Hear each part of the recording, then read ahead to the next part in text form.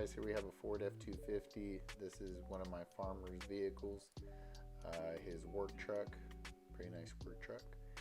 This is what he drives through the orchards. Collects a pretty heavy amount of mud on a daily basis, so this is pretty much what I deal with every time I see this truck. So I put together a video here on how to properly remove heavy mud, starting with the pressure wash stage all the way around, removing a lot of that heavy grime buildup.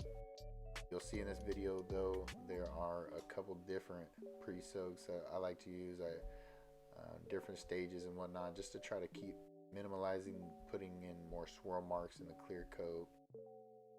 Really trying to help save the clear coat. This is what I've found to be the most efficient way to wash without, like I said, tearing up the clear coat of the paint or adding swirl marks, because obviously with that amount of mud it'd be pretty easy to add some swirl marks or easily put some fine scratches in the clear coat. So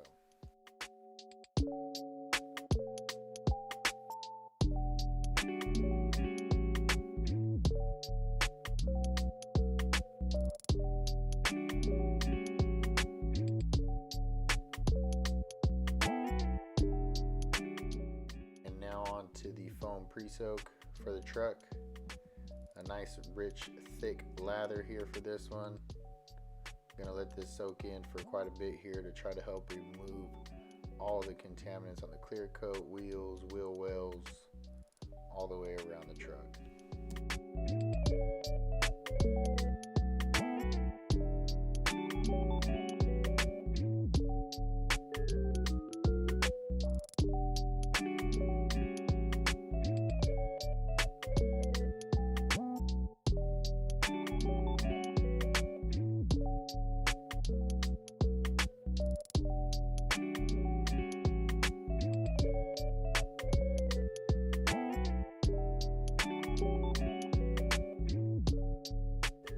After letting that sit there for about 3 to about 4 minutes, we're going to go ahead and just pressure wash everything around again.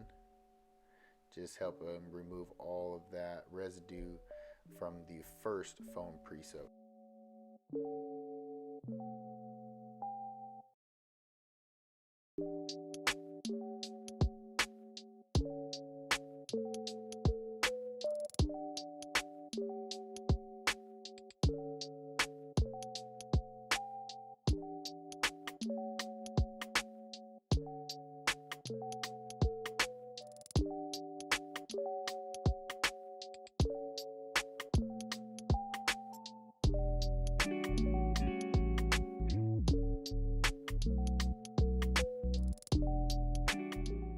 Now we moved the truck off the street. Didn't want all that mud falling onto the driveway, so we did it in the street gutter, which I'll wash down later for the customer, not leave any heavy mud or dirt in the driveway and the streets. It's just not a good look. So now we're on to the contact part of the wash, where we're going to actually start washing the truck here. And we're going to start with all the top parts of the vehicle. That way, of course, we're not re-washing an area due to new dirt falling. So we always start with the uppermost parts of the vehicle and work our way down. Working in small sections, always taking it to the bucket, getting yourself a good rinse on your brush or rag, whatever you're using to wash the vehicle. So as you can see here, I'm also respraying it again with the foam wash.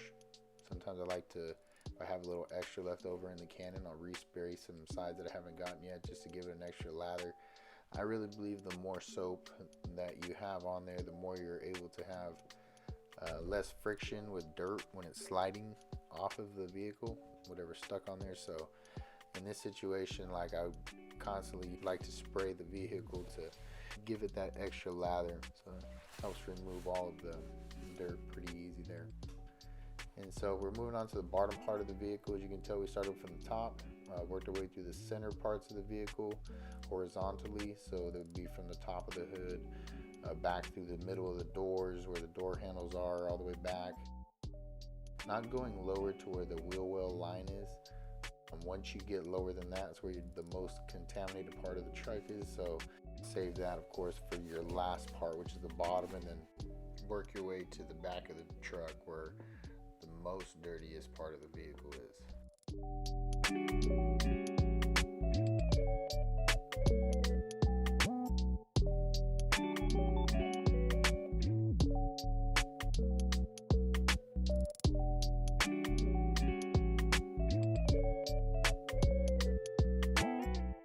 If you guys haven't done so yet, give my page a quick subscribe, turn on that bell notification so you guys can stay in the loop on more details from King's Classic Detailing.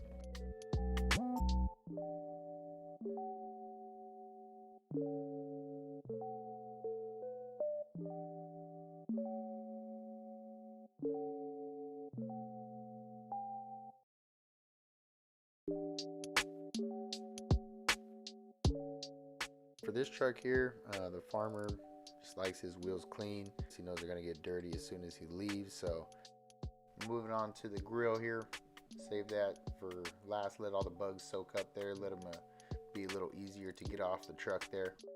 So that'll complete the wash part of everything. On to the last step, drying.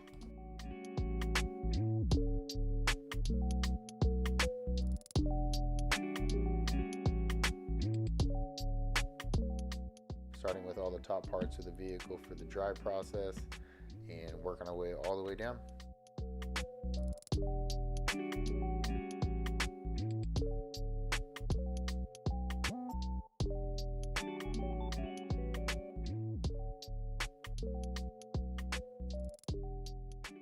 Last step would be to hit all the door jambs with your towel.